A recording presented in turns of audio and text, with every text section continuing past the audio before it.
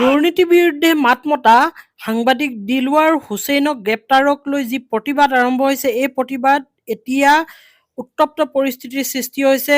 পুলিচে আহি বাধা দিছে আৰু এই প্ৰতিবাদ হৈ থকা নাই। বৰ্তমান সময়ত ৰণক্ষেত্ৰলৈ পৰিৱৰ্তন হৈছে। আপোনালোকক ভিডিঅ'টো মই প্ৰথমতেই দেখাইছোঁ।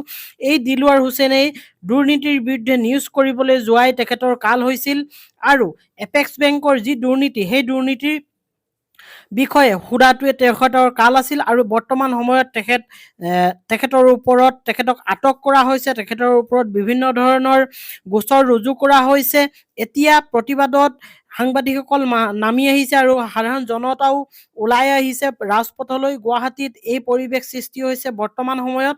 আপোনালোকক ইয়াৰ প্ৰতিক্ৰিয়াসমূহ মই দেখাই থাকিম লাহে লাহে। আপোনালোকে এতিয়া সদ্যহতে এটা কথাই জানি লওক, গুৱাহাটীৰ পাণবজাৰ আৰক্ষী থানাত এই ঘটনা সংঘটিত হৈছে। পুলিচে বাধা দিছে প্ৰতিবাদকাৰীক আৰু পৰিস্থিতি যথেষ্ট উত্তপ্ত হৈছে। আপোনালোকক মই প্ৰথমতে এটা বাইট শুনাই লৈছোঁ, শুনক। 6:30 বজাত মই গৈছিলোঁ পাণবজাৰ থানালৈকে আৰু ৰাতি তেওঁ এৰেষ্ট হোৱাটো মই গম নাপাইছিলোঁ।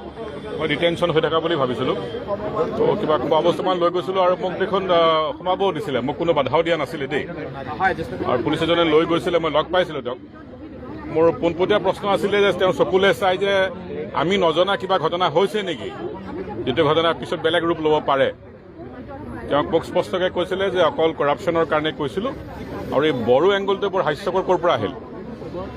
গতিকে আকৌ অতীতলৈ ঘূৰি গৈছোঁ। এনেকুৱা ঘটনা 20-25 বছৰ আগতে 30 বছৰ আগতে কৰিছোঁ। এতিয়া সকলোৱে এই কথাটোত মানে অকল গ্ৰাউণ্ড ৰিপৰ্টিঙৰ কাৰণে কোনোবাই এই ধৰণে কৰিব, that is not acceptable at any কষ্ট।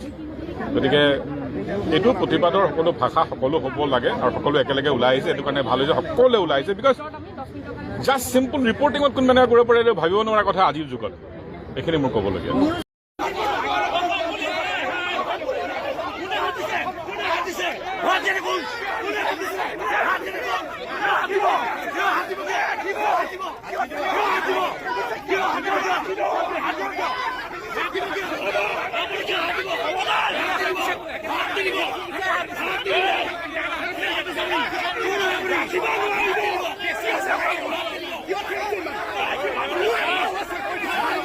You're